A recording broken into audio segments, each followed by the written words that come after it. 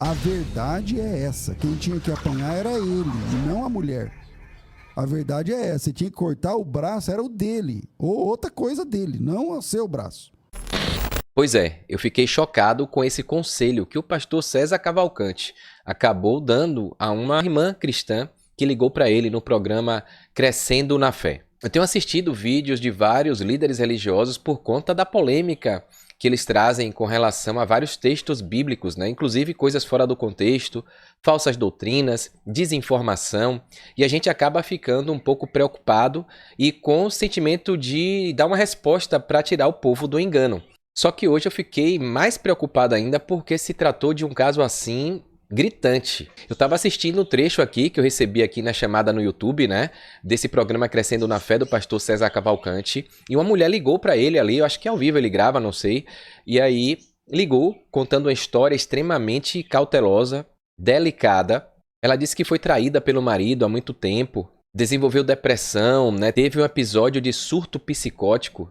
Chegou a agredir a amante do marido na rua, causando um transtorno. Disse até que já chegou a cortar os próprios braços, fazer automutilação. Ou seja, uma pessoa emocionalmente desequilibrada, conturbada, precisando de auxílio, de orientação, de ajuda, de uma palavra de conforto, porque estava emocionalmente fragilizada. A gente vê aqui, eu vou botar aqui para você uma parte da história para você entender. Acompanhe aqui para você entender esse cenário. Alô? Alô, paz do Senhor, pastor. A paz, quem fala? Pastor, eu não queria me identificar. Eu sou do estado do Rio de Janeiro. Certo. Eu tenho 3 dúvidas para tirar com o senhor, mas antes eu queria contar uma situação primeiro, para saber aonde que se encaixa essas passagens da Bíblia. Uhum. Pode ser? Bora. Eu sou casada há 37 anos e há 5 anos atrás, meu esposo me traiu. E quando a- aconteceu tudo, descobri tudo, né, que o Senhor me deu alguns sonhos e tudo, e eu descobri. Aí, resumindo mais, né, eu confrontei ele tudo, ele não teve como negar. Aí resolvi começar do zero. Perguntei a ele se ele tinha as coisas para me contar, que ele me contasse logo tudo, que eu ficasse sabendo de tudo logo. Ele falou que não tinha mais nada para contar. Aí tudo bem, continuamos, começamos do zero. Resolvi perdoar e começamos do zero. Quando foi uns 3, 4 meses depois, ele me deu uma desconfiança e eu clonei o telefone dele e descobri que ele estava conversando com uma outra pessoa. E eu fui lá, eu agredi essa pessoa e tudo, uma situação muito desagradável. E ele falou que nunca teve nada com a pessoa e tudo. Aí, mais uma vez, eu falei para ele: se tem alguma coisa para você contar, me conta logo tudo, que a gente começa do zero. Ele falou que não tinha, e durante 2 anos eu sempre descobri alguma coisa assim, por exemplo, um objeto que ganhou, objeto que tinha aqui dentro de casa que era a pessoa tinha dado, que ele tinha levado ela para ir cuidar do pai dele lá na mãe dele. Todas as coisas que ele precisava, eu achava que ele precisava me contar e ele nunca me contou. E nós éramos muito felizes, pastor. A gente, sabe, quando eu conheci o Senhor, eu procurei aprender como ser uma mulher sábia, né, edificar a casa e ser uma mulher dedicada ao esposo. Essa situação toda. E procurava sempre, né, eu tenho meus erros, minhas falhas, mas procurava ser uma boa esposa e ele sempre Uhum. falava para mim que eu era muito boa esposa. E depois desses 2 anos, essa pessoa que eu agredi lá, que ele falou que não tinha nada com a pessoa e tudo, eu vim descobrir que eles haviam trocado beijos. E a partir daí, pastor, o meu coração fechou. Parece que eu não quis mais, entendeu? Uhum. Tentar. E eu fiquei me questionando muitas vezes, mas ainda estou aqui, no mesmo lugar, fazendo as mesmas coisas. Assim, eu perdoei em nome de Jesus, mas parece que a minha convivência, para mim, é um sofrimento. entendeu? Para mim é um sofrimento. Eu trato ele muito bem, ele sempre foi um excelente esposo, tirando essa situação. Ele sempre foi muito bom para mim e ele é bom, ele é uma pessoa boa. É, eu não posso reclamar dele de desonestidade, foi esse problema todo foi que destruiu, né, o nosso casamento. E hoje eu me sinto uma pessoa destruída e não tenho condições parece que eu não tenho condições de levar esse relacionamento adiante. Eu tenho tentado e tudo, mas tenho muita dificuldade. De vez em quando eu tenho crise, porque eu precisei, na época, eu tive um surto psicótico depois dessa pessoa que eu agredi, né? Eu tive um surto psicótico, precisei passar por psiquiatra. Minha vida foi um transtorno horrível. E fiz algumas coisas ruins, tipo, cortei o braço, assim, fiz coisas horríveis, pastor. Eu não estou aqui para achar que eu sou a mais certa, não. Eu até falo que eu costumo dizer que eu sou igual Paulo, dos pecadores eu sou o pior. Mas o que acontece? Eu não consigo superar essa situação. Para mim tem sido um sofrimento muito grande, porque mesmo ele, todas as pessoas que conheciam a gente sempre falavam, e ele falava que eu sempre fui uma excelente esposa, uma excelente mãe. Então eu fico me perguntando, em Romanos fala que sabemos que todas as coisas cooperam para o bem daqueles que amam a Deus, Romano 8:28. Eu me pergunto, o que isso pode cooperar, pastor, para a minha vida? Que eu não consigo sair desse buraco que eu me Vamos lá. encontro. Eu vou parar aqui pra gente voltar aqui. Então veja a emocionalmente fragilizada, contou a história aqui, você vai se surpreender como eu, o conselho que ele deu. Eu não sei qual é a formação que o pastor tem nesse ramo de terapia psicológica, enfim. Infelizmente, até como um teólogo, que ele é pastor, a gente vê muitas coisas incoerentes com o texto bíblico. Eu tenho acompanhado alguns vídeos dele aqui, e eu já falei com algumas pessoas que me indicaram alguns vídeos dele, eu tenho assistido por isso e falo, rapaz, isso aí não é bíblico não, essa interpretação aí não tem na Bíblia não.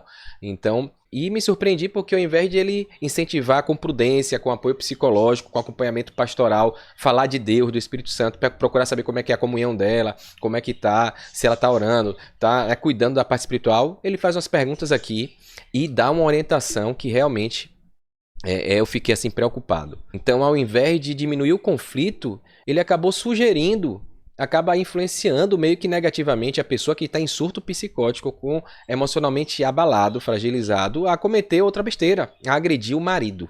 Então veja aqui, eu vou botar aqui de novo agora para você ver o corte da fala dele, né? Ele falando, não, eu entendo até o conceito que ele quis trazer. Ele fala, não era para você está se prejudicando, você está se colocando como culpada, mas não é você que tem que fazer isso não. Você não tem que se machucar não, tem que machucar é a ele. Olha isso aqui. Então veja o que uma orientação mal dada, o que às vezes a fala que ele demonstra, a gente vê que ele ficou agoniado, ele ficou incomodado, ele ficou meio que agitado também no sentido de ele é mau caráter, começou a ofender a mulher, nem conhece quem é, mas a mulher também é um mau caráter, isso e aquilo, não conhece o contexto de nada e já saiu julgando e ainda fala disso. Você tinha que agredir, era ele, não era você não. Então olha isso aqui, esses cortes aqui. Como você não se identificou, vou te fazer algumas perguntas, tudo bem? Tudo bem. Tá. Primeira pergunta. Como é que é a vida sexual de vocês antes de tudo isso? Pastor, muito boa, muito boa. Entrosamento muito bom. Intimidade, uma intimidade assim, eu costumava dizer que era uma intimidade, uma coisa natural, uma coisa leve, sabe? Ele mesmo falou para mim, que eu perguntei a ele se faltou, o que faltou. Ele falou para mim, Nete, eu nunca precisei nem de sexo. Eu nunca tive falta nem de sexo. Entendi. Tá, agora outra questão, calma aí. Pode falar. Você disse na sua fala agora que, pastor, ele é um marido maravilhoso, Sim. nunca deixou faltar nada, Nada, me tratava sempre muito bem. Então, vamos lá. Isso não é verdade. Isso é o que você está acreditando. Porque se ele está fazendo isso com você, ele não é marido maravilhoso coisa nenhuma. E ele não tem caráter. Sim. Ele não tem Sim, caráter. Mas é pastor, que para ele você, não, você ele acha não que ter está caráter. fazendo. Não, ele fez. É que para você ter Sim, ele caráter. fez. Ele não deixa nem a pessoa falar, que ela tá falando que isso foi no passado. Ela ia falar que ele já melhorou, mudou, mas isso ainda ficou no trauma dela. Mas ele levou tanto a ferro e fogo que ele nem esperou ela falar. E aí, olha as orientações que ele dá. Ele, tipo assim, querendo dar uma vingança, dar o troco, né? Para um servo de Jesus Cristo, que tratou todos com misericórdia, compaixão, amor, que diz querer imitar a Cristo, fica complicado. Dá uma orientação como essa aqui que ele deu. Ó. Olha essa aqui. Não deixar faltar coisa em casa, cuidar bem das crianças, não sei o que lá. E isso também é ter caráter, mas não é tudo, não é só isso, Sim. ter caráter. Isso que ele está fazendo com você é não ter caráter. Isso que ele está fazendo é não ter caráter.